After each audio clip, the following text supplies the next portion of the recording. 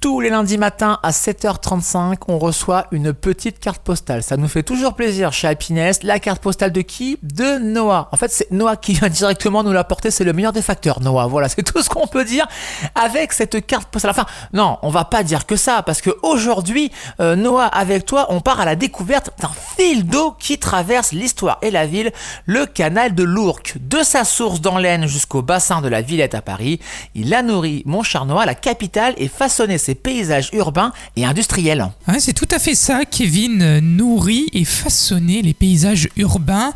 La construction du canal de l'Ourcq débute en 1802 et s'achève en 1825 dans le principal but d'alimenter Paris en eau potable.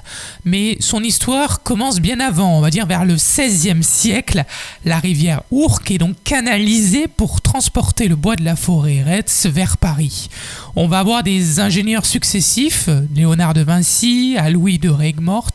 Ils vont inventer les premières écluses et sas de dérivation pour rendre la rivière navigable, parce qu'elle était loin d'être le cas au tout début.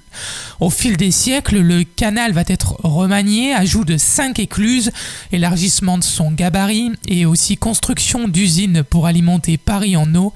Il connaît aussi une véritable vie industrielle intense avec les flûtes d'Ourcq transportant ainsi des bois et marchandises avant que son usage commercial ne se limite aujourd'hui aux 11 premiers kilomètres entre le bassin de la Villette et Aulnay-sous-Bois. Alors aujourd'hui, le canal de l'Ourcq a changé de visage, considérablement changé de visage. Ses eaux et ses berges sont devenus un axe ouvert à tous, cyclotouristes, promeneurs, amateurs de loisirs nautiques, profitant de ce paysage mêlant nature et patrimoine industriel. Le canal continue toujours d'alimenter d'autres canaux parisiens comme le canal Saint-Martin et le canal Saint-Denis, témoignant ainsi encore de son rôle majeur dans l'histoire de l'eau et de la navigation à Paris. Alors, j'espère que ça vous a plu, cette petite découverte de ce canal de l'Ourcq qui se situe juste à côté de chez nous et qui a quand même une histoire exceptionnelle, puisque sans celui-ci, il n'y aurait pas eu d'eau à l'époque à Paris, d'eau potable. Donc il a quand même joué un rôle exceptionnel de la rivière industrielle à un espace de loisirs aujourd'hui, de culture urbaine. Le canal de l'Ourcq raconte beaucoup sur l'histoire au cœur de la capitale et a joué un grand rôle vraiment important.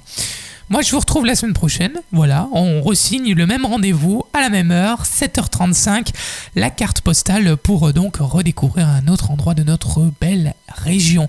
Pour le moment, je vous laisse avec Kevin et il continue votre réveil Happiness. Salut Kevin. Salut Noah, encore une très belle carte postale qu'on peut réécouter en podcast sur happinessradio.fr et toutes vos plateformes de streaming. Et puis Noah, on te retrouve la semaine prochaine pour un nouvel épisode, un nouveau rendez-vous, une nouvelle carte postale que tu nous délivreras sur Happiness. Belle journée à toi, belle semaine.